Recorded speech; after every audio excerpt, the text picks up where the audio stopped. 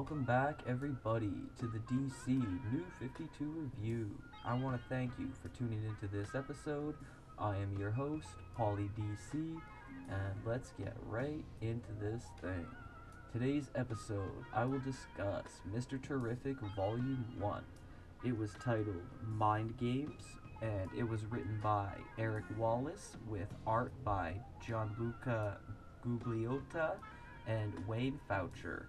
The first 8 issues, and only 8 issues, were released between November 2011 to June of 2012. Now, if there's one thing that I need to mention first, it's that writing a character that is considered one of the smartest on the globe always seemed tricky to me, since there is no true way to discern that in real life, so it's kind of hard to model them after something you've seen in reality, and it always leaves room for the reader to say, was that the smartest thing to do in any situation the character is in? The bottom line is, Mr. Terrific can only be as intelligent as the writer, and even then, much research and educational brush-ups in multiple subjects are required to even make the character semi-believable. Issue number 1 quickly gets some aspects of Mr. Terrific being the third smartest guy on Earth. The other two in front of him are Batman and Lex Luthor, as he uses his special tech, the T-Spheres, which are practically his non-living sidekicks, to subdue an attacking British mercenary armor salesman, Miles Dalton, by magnetizing his suit and using the London Eye as a trap so positive and negative ions could be utilized. Did that sound kinda complicated? Well, get used to it for this title. I would like to go into some of the science here involved throughout, but then we'd be here for hours. So for now, look up how electromagnetism works if you want. It's one of the 4 fundamental forces of nature, beyond fascinating, and yes, I did know that already. The alter ego of Mr. Terrific, Michael Holt's history, is then kind of flashed through, starting with the death of his pregnant wife Paula, which sent him on a path to a suicide attempt by creating a dimensional rift. Really making sure smart is front and center here. Even trying to take his own life had to involve science that hardly few can understand. But in the end, his seppuku experiment ends up bringing over a person temporarily who tells Michael to continue on in life, which I'll get back to later. Michael sure did keep on in life, now dating Karen Starr, owner of Starwear, aka Power Girl, aka Supergirl from Earth 2. Oh, and he also runs his own Fortune 500 business, Holt Industries.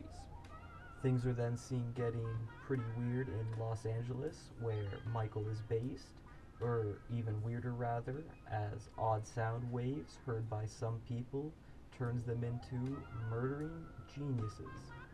Okay. Mr. Terrific looks into things at his base called the T Sanctuary in the 9th dimension, because why the hell not, right? He only has so much time before having to meet Karen for a date at a corporate event where we meet 2 friends of his, Jamal, a apprentice to him, and Alika, who is in love with him and seems very envious of Karen. The issue then wraps up with some seismic technology called the CEEN crystal being looked at, but then Michael suddenly gets brain bent in what looks to be an assassination attempt on presidential candidate Senator Gonzalez due to Holt causing a artificial earthquake in the building. Issue number 2 is a direct continuation from issue number 1 as Jamal, Alika, and another scientist, Dr. Philip Leong, try to stop the huge seismic catastrophe that Michael has started. He eventually gets his own mind back though with the help from a T-Sphere, plus it's also shown that he and Karen do not know that the other is a superhero. Anyhow, with Karen's help, the plan is to use some Bose-Einstein condensates to create a density inversion so the first ever sonic black hole can be made to trap the ultrasonic megatremor's seismic energy inside of it, and then it's flash freezing time before the whole thing's event horizon goes off, thus containing it in a force field. You know, just your basic stuff. At least you can find out who your Bose speaker was named for if you do a little research after this scene.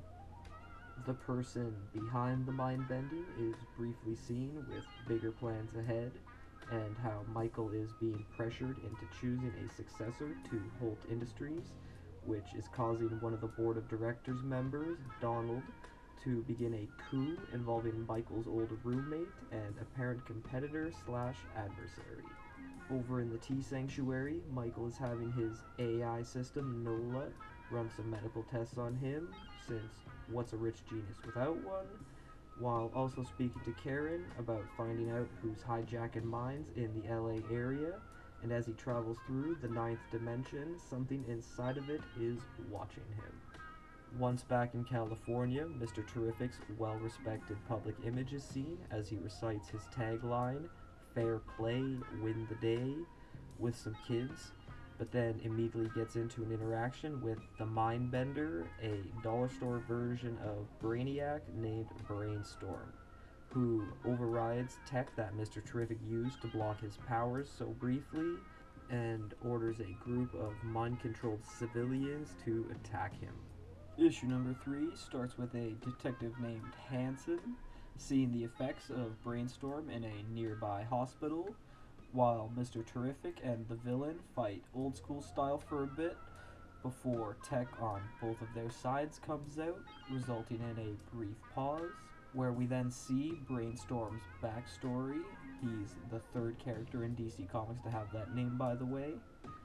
He was a AI scientist named Dominic Lance, who was, get this, in a lab accident that gave him his new abilities. There's something that he's after now, which is called the All Mind. So he begins his harvest, which begins killing the people he's mind controlling, and that powers him more and gets him closer to his goal. Mr. Terrific's counter is using the thousands of T-spheres he has to overload Brainstorm, resulting in his grip on everyone's mind being lost. Everything is not quite done yet though, as Brainstorm reveals he knows Michael Holt is Mr. Terrific to him, and that he was partially responsible for Paula's death. This then turns Michael into a different type of Mr. T, ensuing to beat the crap out of him, not realizing that many citizens are watching in shame. Now, this got me thinking about if this series lasted longer, would Brainstorm have been a recurring villain with a past to Paula as Dominic, due to both being mentioned to be AI scientists? Doesn't really matter, I guess. What does matter is Mr. Terrific wipes Brainstorm's memory with a T-sphere. Sheesh, what can't these things do? And then he's seen to be friends with Detective Hanson. Michael then gets a glimpse of Donald trying to rope Alika into his coup attempt, and after this gets a visit from denizens of the ninth dimension, saying they need help with something called the Krill, even though the things that told him that look pretty much like a group of Krill that found their way into a nuclear waste dump.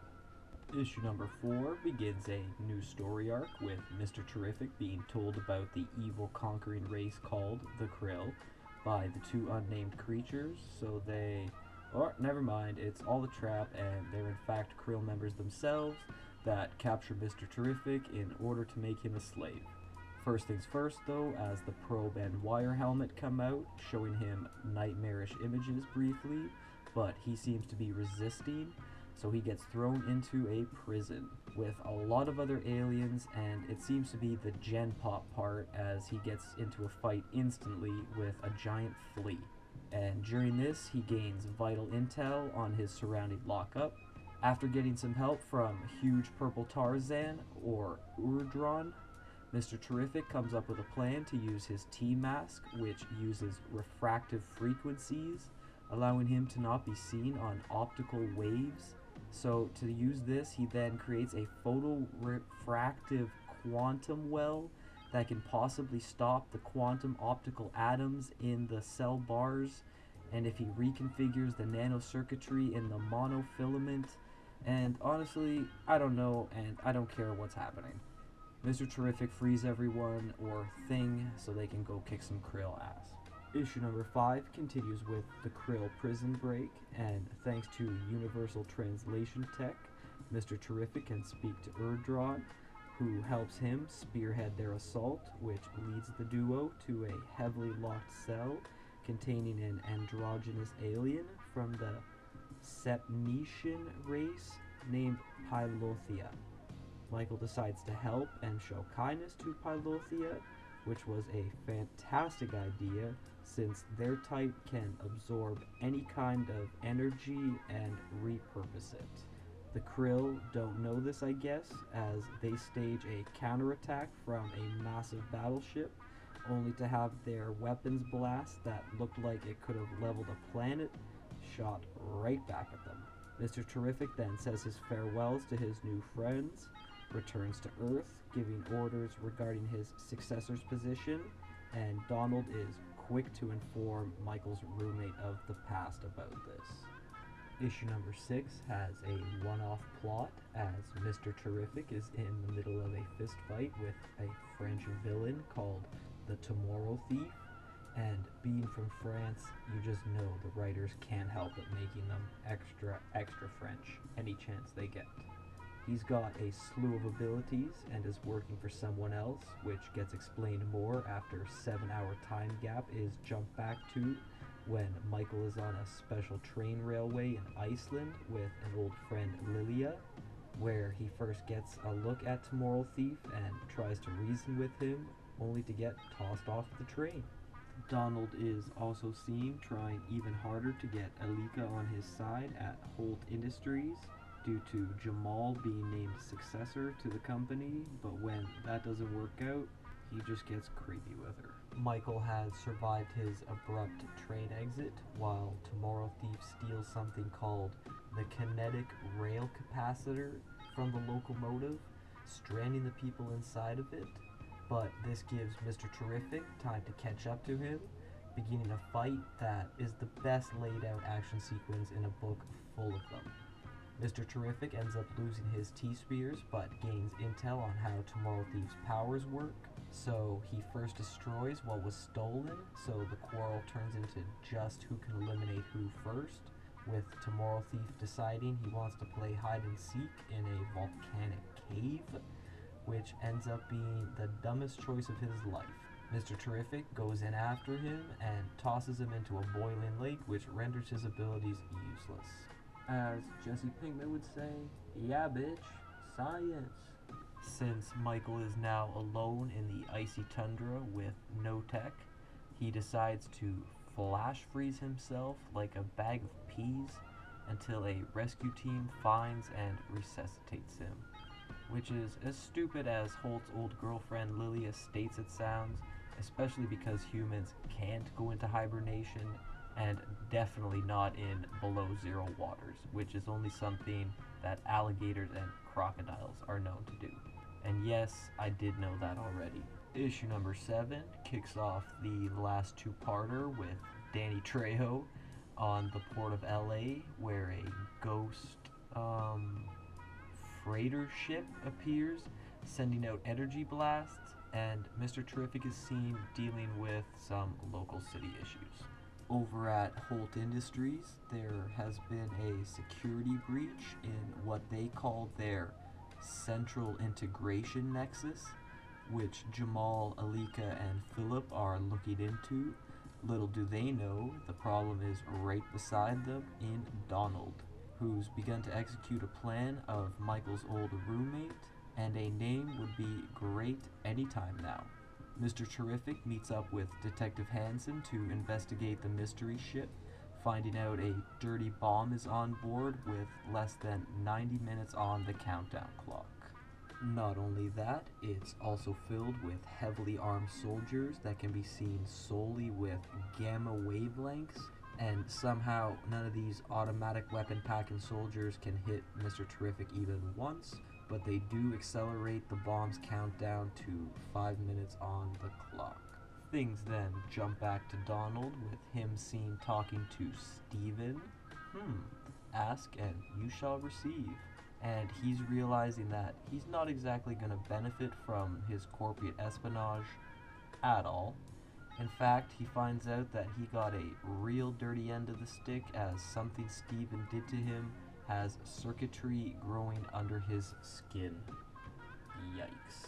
Mr. Terrific is still dealing with the ticking bomb and soldiers who are still doing the James Bond villain henchman thing, not being able to hit a single friggin' thing. Then he gets some law enforcement backup, which allows him to disarm the bomb with the requisite final seconds remaining.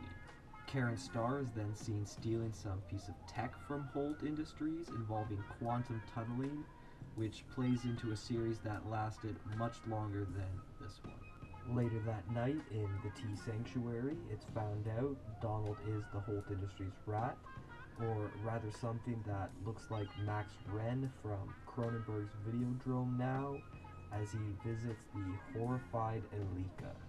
Issue number 8 concludes this series with Donald crashing a Holt Industries board meeting with Elika in hand, and once his final metamorphosis is complete, oh come on, that was decent, he calls himself Digitus.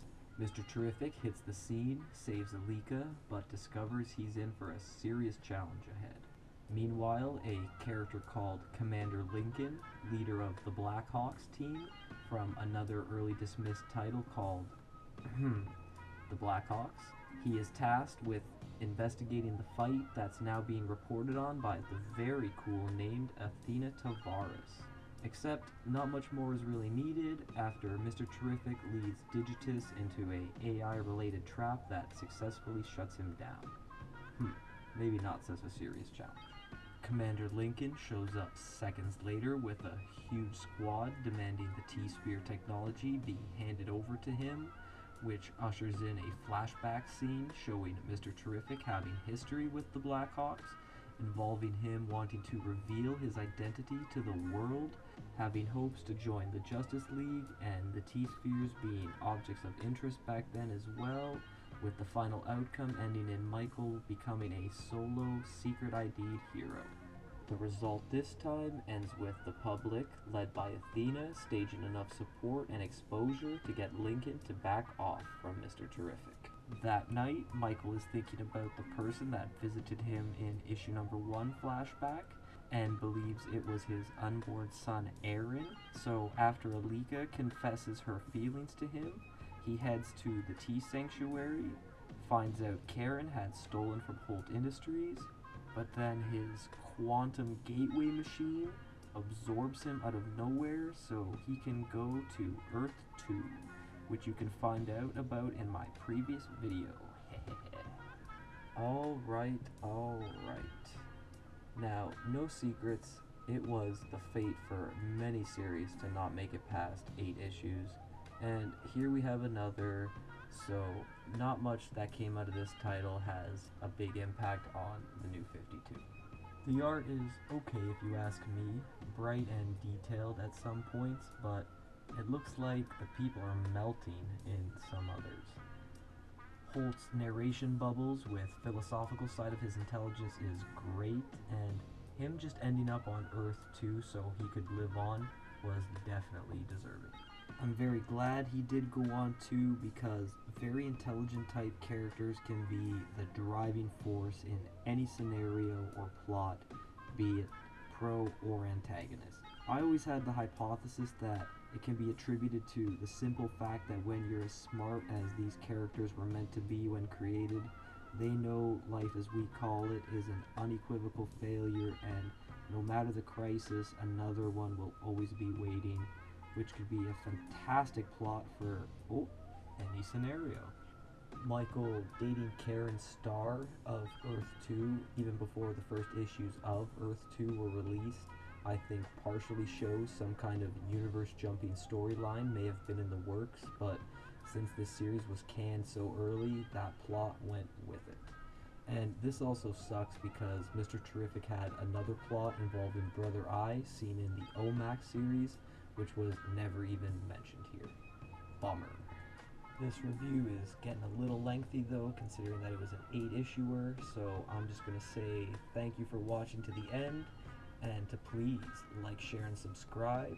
Follow me on all my social media platforms, and to please join me next time for Green Lantern Volume 1.